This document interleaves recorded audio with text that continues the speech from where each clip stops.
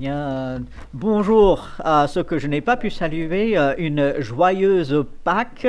Alors, on a habitude de dire Jésus est ressuscité, et en réponse, il est vraiment ressuscité. Je suis tellement content que la vie de Jésus, sa mort et surtout sa résurrection ne sont pas des fables. Ce n'est pas une histoire inventée, ce n'est pas quelque chose que, ah tiens, il faut qu'on trouve une solution, allez, donnons de l'argent à quelqu'un. Non, non, non. Jésus est réellement ressuscité. Matthieu chapitre 28, vous pouvez lire l'histoire, Marc chapitre 16, Luc chapitre 24, Jean chapitre 20. Chacun de ces passages nous parle de la résurrection, les différents aspects, les différents personnages qui l'ont vu. Et je vous encourage, si vous ne l'avez pas encore fait, prenez du temps, même peut-être aujourd'hui. Lisez au moins un de ces passages, peut-être tous les 4, parce que, bon, on connaît bien l'histoire, mais toujours reprendre les versets et se souvenir, Jésus, il est ressuscité, il n'est plus dans le tombeau, il est sorti, la victoire sur la mort. Et c'est là-dessus, bien sûr, que nous allons réfléchir, mais non pas dans un de ces passages. Je vous invite à ouvrir votre Bible dans l'épître, dans la lettre aux Romains. Romains, chapitre 6.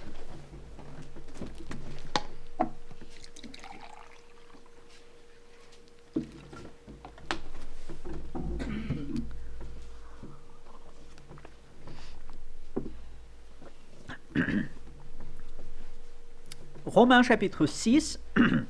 Pendant juste quelques minutes ce matin, j'aimerais nous rappeler, et j'avais besoin de ce rappel, et Dieu, il a dirigé Paul à le mettre ici, ce rappel que la résurrection n'est pas simplement un fait historique.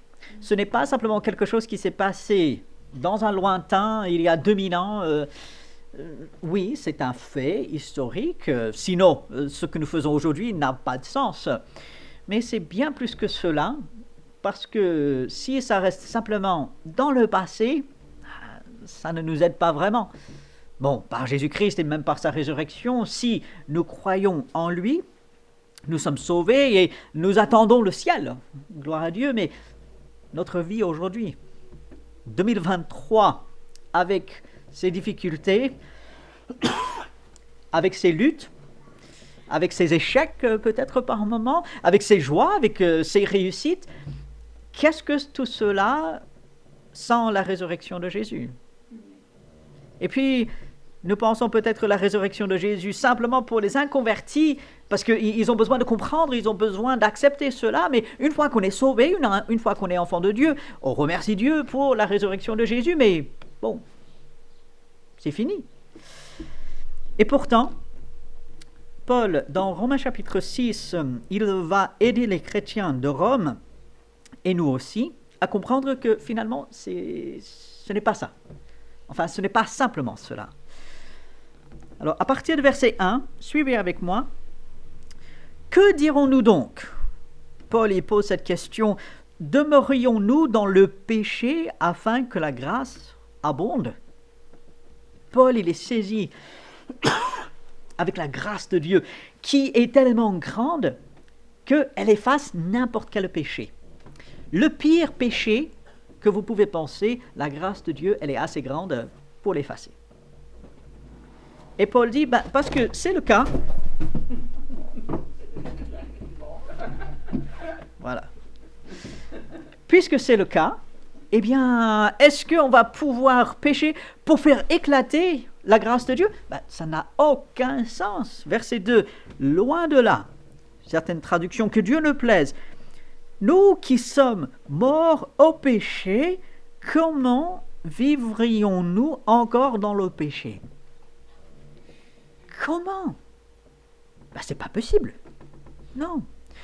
Si nous avons accepté Christ comme notre sauveur, et c'est ça la clé, nous l'avons déjà entendu à plusieurs reprises ce matin, accepter Christ comme son sauveur, être lavé de ses péchés par le sang de Christ qui a coulé sur la croix. Si telle est notre situation, comment pouvons-nous encore vivre dans le péché? C'est un non-sens, le plus grand des non-sens de l'univers. Paul y dit non, ce n'est pas possible, nous ne devrions pas.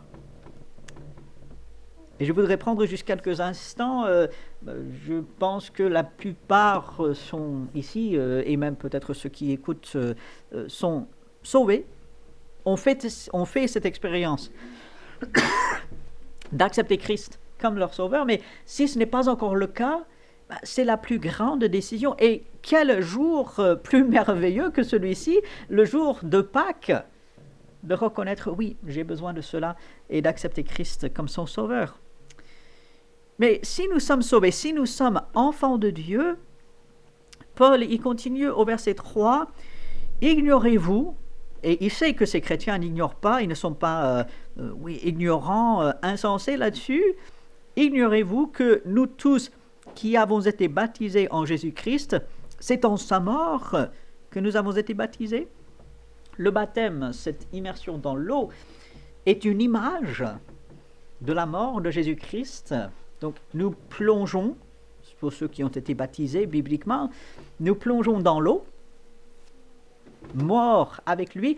Et puis, verset 4, nous avons donc été ensevelis avec lui par le baptême en sa mort, afin que comme Christ est ressuscité des morts par la gloire du Père, de même, nous aussi, nous marchions en nouveauté de vie. Et c'est ce verset 4 sur lequel j'aimerais mettre l'accent ce matin. La résurrection, un acte de Dieu. L'homme, pour toutes ses capacités, toute sa technologie, pour tout ce qu'il peut faire aujourd'hui, il n'arrive pas à ressusciter. On va parler parfois de pseudo-résurrection, des gens qui étaient vraiment au seuil de la mort, et puis la médecine arrive à les ramener, c'est quand même incroyable. Mais en fait, il y avait encore de la vie. Seul Dieu est capable de ressusciter. Et c'est un miracle. Et Dieu, spirituellement, nous a ressuscités si nous sommes enfants de Dieu. Un miracle, une transformation totale. Et Paul dit, réfléchissez. Et pour nous aujourd'hui, réfléchissons. J'ai été mort dans mes péchés, dans mes offenses, dans mon état avant le salut. J'étais mort spirituellement. Et par Jésus-Christ, je suis revenu à la vie. Gloire à Dieu. Et Paul dit, attention, ce n'est pas simplement quelque chose dans le passé, ce n'est même pas simplement quelque chose à un moment donné. Bien que, comprenons, il faut ce moment où on accepte Christ. Si on n'a pas encore accepté Christ, on n'a pas la vie de Dieu. On n'est pas sauvé. Mais si on l'a, si on a accepté Christ, nous sommes passés de la mort à la vie.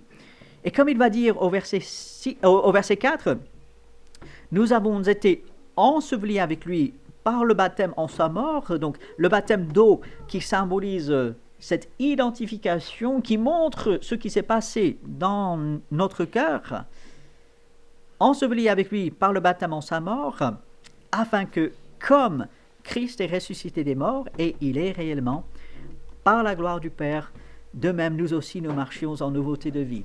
Et j'aimerais vous poser la question, et je me la pose. Est-ce que c'est votre expérience? Parce que si vous êtes sauvé, gloire à Dieu, il y a eu une transformation. Et aujourd'hui, est-ce que vous pouvez dire que vous marchez en nouveauté de vie? Et ce mot, vie, la vie, il y a la vigueur, il y a l'énergie, il y a la joie, il y a tous les sentiments qui peuvent être en nous. La vie, c'est que ça fonctionne. Et Paul même va dire, marcher en nouveauté de vie. Marcher, ça veut dire on avance. Marcher veut dire on va quelque part avec un but. Et lorsque aujourd'hui, ce grand jour de la résurrection, jour de Pâques, premier jour de la semaine, c'est formidable, ceci doit être la plus grande célébration pour les chrétiens. Est-ce que nous pouvons qualifier notre relation avec Dieu et notre marche chrétienne comme la vie?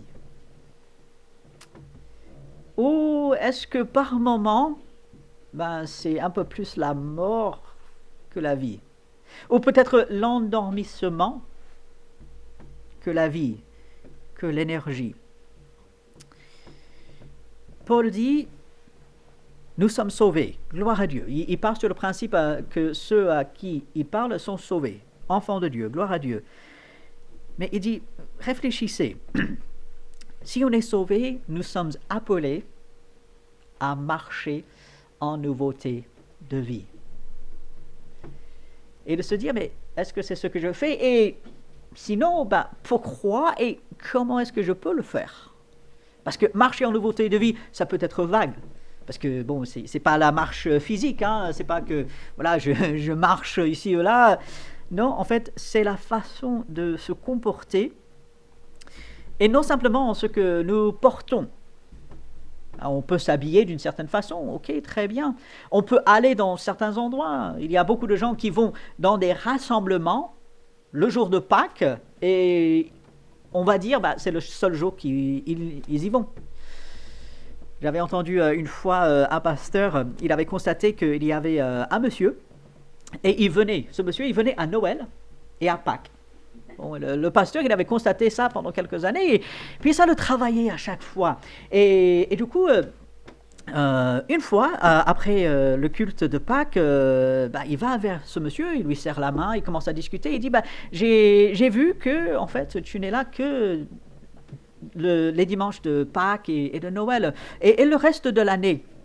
Elle dit, ah non, ne vous en faites pas pasteur, je travaille pour le service secret de Dieu. Donc, ça veut dire, j'y vais que quelques fois. Bon, cet homme, il n'a rien compris, vous l'avez compris. Donc, ce n'est pas parce qu'on va dans un bâtiment un jour dans l'année ou même toutes les semaines. Non. C'est bien de nous rassembler, vous le savez, moi, j'insiste là-dessus, de se rassembler. Toujours avec les frères et sœurs autour de la parole de Dieu. Mais ce dont Paul parle ici, marcher en nouveauté de vie, c'est sa vie, en fait, de tous les jours. Et comment est-ce que nous sommes à la maison? Alors, vous voulez savoir quelque chose sur quelqu'un, allez chez cette personne et voir comment cette personne est à la maison. Parce qu'à la maison, là, on se relâche. Ma femme peut témoigner, voilà, non pas que je suis complètement différent, mais je suis quand même un peu différent quand on est chez nous que quand on est ici. Toujours correct, bien sûr, mais voilà, je suis différent. Parce qu'on est chez nous, on est plus détendu, voilà. Et je suis certain, et je le sais pour certains d'entre vous, pour avoir été chez vous, c'est pareil. Voilà, on se relâche un peu, mais aussi, il y a plus de tension. Les gens avec lesquels on vit à la maison, alors là, parce que les frères et sœurs, on les voit une fois, 2 fois, peut-être 3 fois dans la semaine, mais après, on est séparés. Mais les gens qui sont à la maison, les parents, les frères et sœurs, les enfants, on est toujours ensemble. Et du coup, voir comment interagir avec les membres de sa famille, ça en dit long sur la personne, sur ses circonstances. Et en tant qu'enfants de Dieu, nous sommes appelés à marcher en nouveauté de vie. Qu'est-ce que ça veut dire? Ça veut dire que dans nos interactions familiales, nous manifestions l'amour, la patience, la bienveillance, le pardon, toutes ces choses, alors que nous entendons peut-être d'autres voix qui disent « Ah, l'autre personne ne mérite pas ». Ou « Moi, je suis justifié dans ma position et donc… Oui, mais la nouveauté de vie en Jésus-Christ, cette vie de résurrection, cette vie, on peut dire, miraculeuse, divine, comment est-ce que nous la vivons? Dans les rapports familiaux, Est-ce qu'il y a cet amour qui vient de Dieu, qui caractérise toutes nos interactions, toutes nos paroles, même toutes nos pensées? Est-ce qu'il y a la patience? Les gens avec lesquels vous vivez sont les meilleurs pour vous irriter et vous frustrer. Et si ce n'est pas le cas, venez me voir parce que je voudrais savoir comment vous faites. Okay? Est-ce qu'il y a la patience dans nos liens les uns avec les autres? Est-ce qu'il y a le pardon? Parce que reconnaissons-le, on n'est pas parfait. On a nos manquements. On dit une parole et fallait pas. On fait quelque chose sans trop réfléchir et on blesse quelqu'un. On manque à nos devoirs et puis quelque chose tombe à l'eau et voilà. Est-ce qu'il y a une demande de pardon déjà? Est-ce qu'il y a le pardon qui est accordé? Cette nouveauté de vie, cette vie de résurrection peut être vécue tous les jours dans la famille. Ce n'est pas simplement quand nous nous rassemblons dans cet endroit, c'est jour après jour, alors que nous sommes en famille. On a parlé tout à l'heure dans les louanges très brièvement du travail. Voilà, des conditions peuvent être très difficiles. Et surtout de nos jours, ça va non pas en s'améliorant, mais plutôt en s'empirant, n'est-ce pas? Souvent, des collègues ne sont pas compréhensifs et quand ils le sont, ils ne peuvent pas faire grand-chose. Les patrons, les cadres, tous ceux qui sont au-dessus, souvent, ils pensent à eux-mêmes. Ils ne pensent pas à ceux qui sont en dessous, qui font le vrai travail. Et en tant qu'enfant de Dieu, vivre la vie de résurrection, vivre en marchant en nouveauté de vie, veut dire que, comme on a dit, je fais mon travail pour le Seigneur. Et que je l'accomplis fidèlement. Que je l'accomplis avec justice. Que je l'accomplis même avec reconnaissance. Combien n'ont pas de travail? Combien sont au chômage? Si vous avez un travail, remerciez Dieu pour cela. Et la vie de résurrection, cette marche en nouveauté de vie, veut dire lorsque je suis face à une situation impossible, je suis face à quelque chose que moi, je ne peux pas faire moi-même. Je ne peux pas forcer. Je ne peux rien, je subis.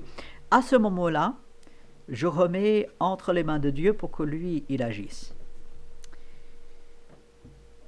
Et lorsque nous agissons de cette sorte dans nos familles, au travail, même dans nos quartiers, avec les gens que nous croisons, même au magasin, vous faites vos courses, et là, vous tombez sur quelqu'un à la caisse qui est désagréable. On ne sait pas pourquoi, mais la personne est désagréable. Qu'est-ce que vous allez faire? La tendance, pour l'avoir vécu, c'est d'être frustré, d'en avoir marre, pas encore, non mais j'avais pas besoin de ça. Ouais, mais comment est-ce que Dieu veut que je réagisse? Encore avec de l'amour, avec la patience, avec la bienveillance.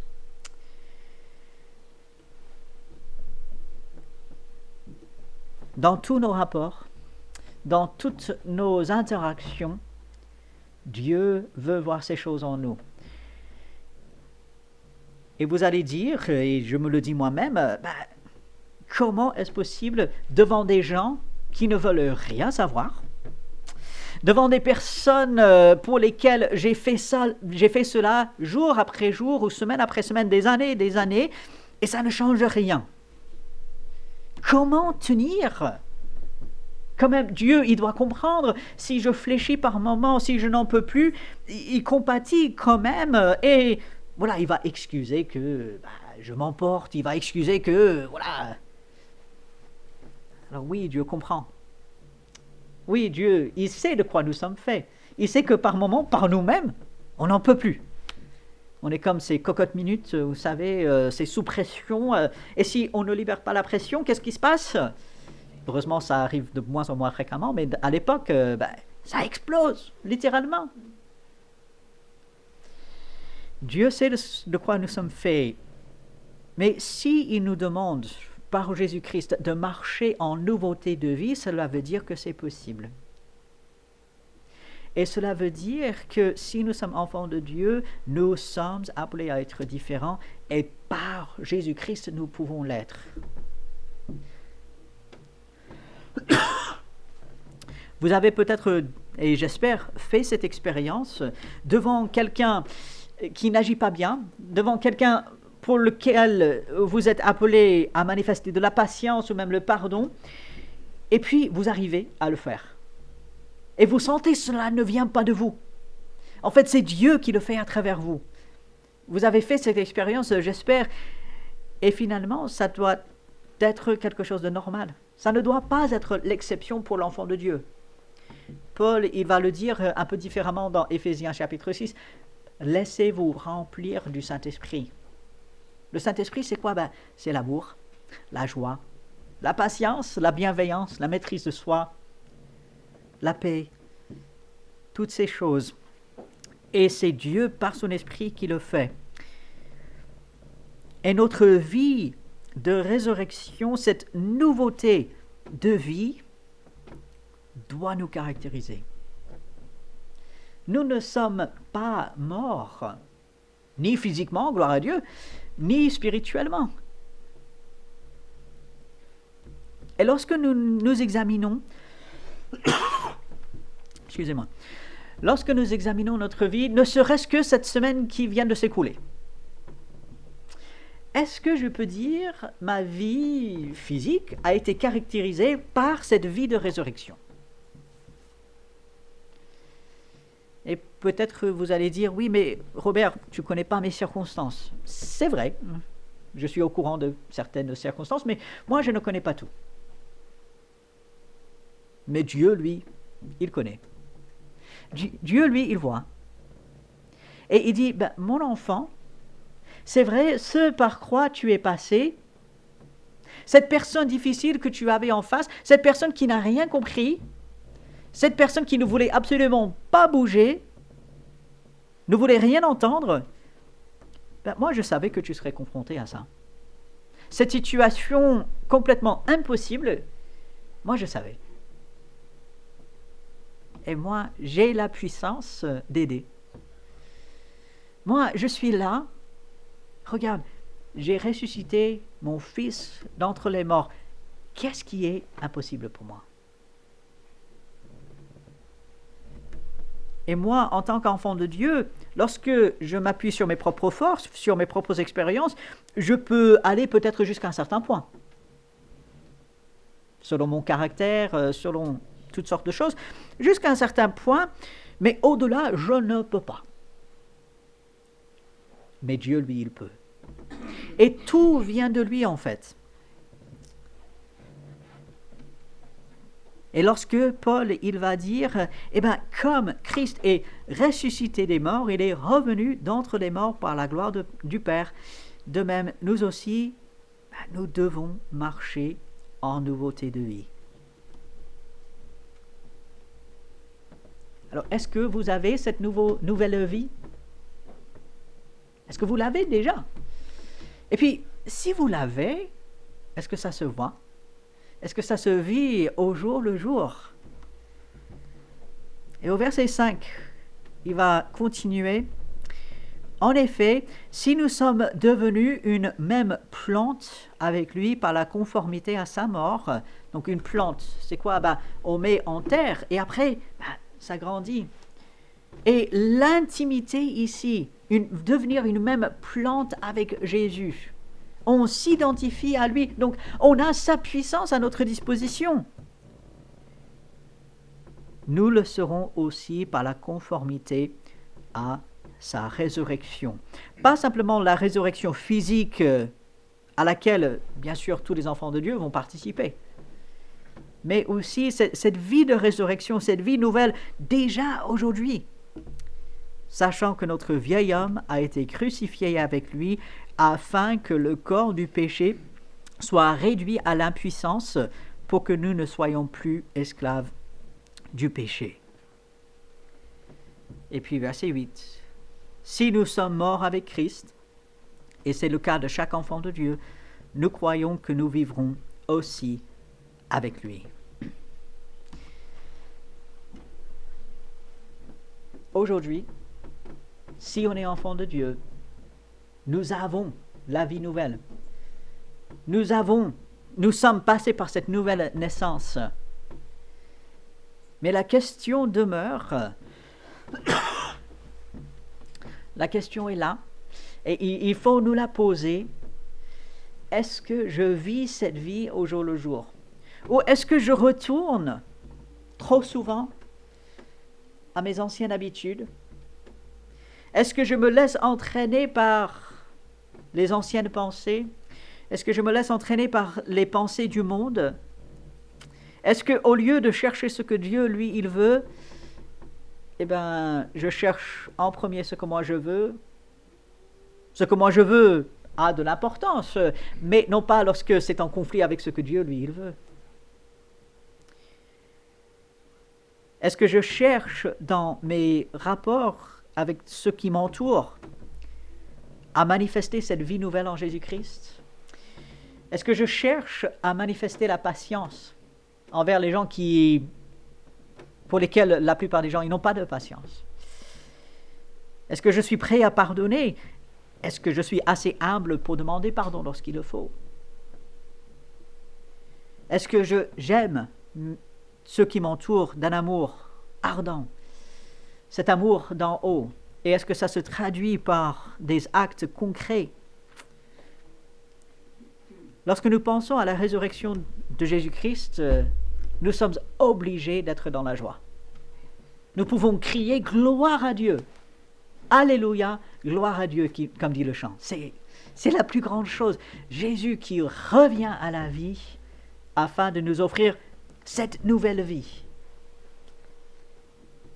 Et tout en disant gloire à Dieu, Alléluia, Amen, posons-nous cette question. Est-ce que ma vie aujourd'hui reflète cette vie de résurrection?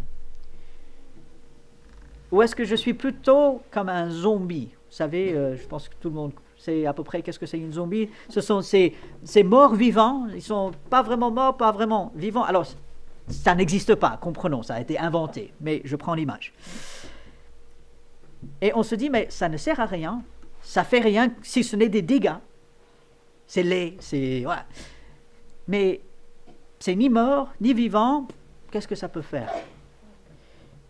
Aujourd'hui, si nous sommes enfants de Dieu, nous sommes vivants. La vie de Dieu est en nous. La toute-puissance de Dieu est à notre disposition. Toutes ses armes sont à notre disposition. Nous avons la victoire. Nous avons la vie, la victoire, et nous pouvons aller de l'avant. Et si chaque enfant de Dieu marchait en nouveauté de vie comme Dieu le voulait, si chaque enfant de Dieu vivait cette vie de résurrection, je vous promets que là, ça se verrait. Là, il y aurait un changement. Là, nous aurions un impact plus grand que n'importe quelle manifestation, n'importe quelle autre chose que nous pourrions faire. Vivre cette nouvelle vie, cette vie de résurrection, c'est ce que Dieu veut voir en nous. Et je vous laisse avec ce verset 11. Si vous êtes toujours dans ce passage, ainsi vous-même, regardez-vous comme morts au péché et vivants pour Dieu en Jésus-Christ. Cette Pâque, dans la célébration, dans la joie, dans la reconnaissance que nous avons envers Dieu, posons-nous cette question. Est-ce que je marche dans cette nouveauté de vie? Est-ce que je vis vraiment pour le Seigneur et est-ce que ça se voit pour la gloire de Dieu? C'est une question que nous devons régulièrement nous poser. Et quel meilleur moment pour le faire que maintenant et pendant cette période de Pâques. Alors nous allons prendre quelques instants tout simplement dans une prière silencieuse, juste quelques instants pour nous remettre devant Dieu avec ces questions dans notre esprit. voir comment nous sommes avec le Seigneur, avec ceux qui nous entourent. Alors nous allons passer quelques instants dans une prière silencieuse, et puis je terminerai par une prière. Jésus, notre Sauveur, tu es vivant. Tu n'es pas resté dans cette tombe, mais tu en es sorti victorieux par la puissance du Père. Et tu nous permets aujourd'hui, par ton sacrifice, par grâce, d'avoir cette relation avec toi, d'être libéré du péché, de vivre cette marche en nouveauté de vie, d'être transformé. Et nous sommes dans la joie de cela, Seigneur. Merci pour la vie en Jésus-Christ que tu offres à quiconque croit. Et nous demandons ton aide, Seigneur, jour après jour, à vivre cette vie de résurrection, à agir comme toi tu veux, à vivre comme tu le veux. Nous demandons ton aide, Seigneur, nous sommes insuffisants en nous-mêmes pour cela, mais avec ton aide, nous avons cette victoire. Nous te louons, Seigneur, et nous te remettons toutes ces choses en ton nom. Amen. Alors, je vous laisse avec ce verset, toujours dans 1 Corinthiens 15, verset 57. « Mais grâce soit rendue à Dieu qui nous donne la victoire par notre Seigneur Jésus-Christ. » Alors, allez, avec la bénédiction de Dieu, très bon dimanche à chacun. Saluez-vous les uns les autres.